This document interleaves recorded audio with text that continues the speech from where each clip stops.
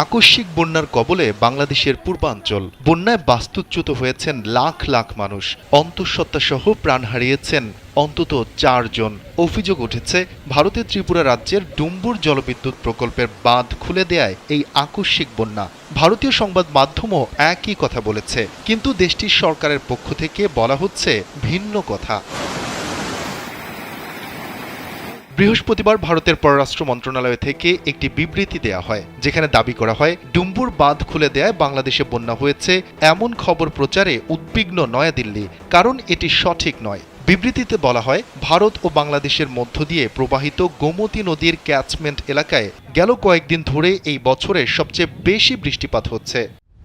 দেশের যে কোনো প্রান্ত থেকে অনলাইনে নিজেকে দক্ষ করুন ক্রিয়েটিভ আইটি ইনস্টিটিউটের সাথে।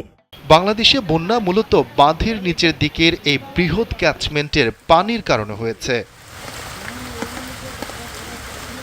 বিবৃতিতে বলা হয়, ডুম্বুর বাঁধটি বাংলাদেশ ভারত সীমান্ত থেকে বেশ দূরে অবস্থিত। বাংলাদেশ থেকে এটি 120 কিলোমিটার দূরে উজানে অবস্থিত। এটি একটি কম উচ্চতার প্রায় 30 মিটার বাঁধ, যা বিদ্যুৎ উৎপন্ন করে। এখান থেকে বাংলাদেশও 40 মেগাওয়াট বিদ্যুৎ পায়। বিবৃতিতে বলা হয়, বাংলাদেশ সীমান্তবর্তী সমগ্র ত্রিপুরা ও পার্শ্ববর্তী জেলাগুলোতে গেল 21 আগস্ট থেকে ভারী বর্ষণ অব্যাহত রয়েছে।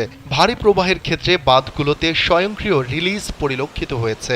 অমরপুর স্টেশন একটি দ্বিপাক্ষিক প্রোটোকলের অংশ, যার অধীনে আমরা বাংলাদেশে বাস্তব সময়ের বন্যার তথ্য প্রেরণ করেছি। ওই বিবৃতিতে আরও উল্লেখ করা হয়, 21 আগস্ট ভারতের সময় দুপুর 3টা পর্যন্ত বাংলাদেশকে ক্রমবর্ধমান বন্যার প্রবণতার ডেটা সরবরাহ করা হয়েছে। এদিন ভারতীয় সময় সন্ধ্যা 6টায় বন্যার কারণে বিদ্যুৎ বিভ্রাট হয়েছে, যার ফলে যোগাযোগের সমস্যা তৈরি হয়। বিবৃতির শেষাংশে বলা হয়, ভারত ও বাংলাদেশের মধ্যে অভিন্ন নদীতে বন্যা একটি যৌথ সমস্যা, যা উভয় পক্ষের জনগণের জন্য দুর্ভোগ সৃষ্টি করে। এর সমাধানের জন্য ঘনিষ্ঠ পারস্পরিক সহযোগিতা প্রয়োজন বলেও উল্লেখ করা হয়েছে। এর আগে বুধবারই ভারতীয় একাধিক সংবাদ মাধ্যমে ত্রিপুরায় কয়েকদিনের টানা বৃষ্টিতে ভয়াবহ বন্যা পরিস্থিতির খবর দেয়া হয়। এতে বলা হয়, সতর্কতা জারি হয়েছে গোমতী নদীর তীরবর্তী বাসিন্দাদের জন্য। ভারী বৃষ্টিপাতের ফলে ডুম্বুর জলাশয়ের পানি বৃদ্ধি পাওয়ায় খুলে দেওয়া হয়েছে বাঁধের গেট।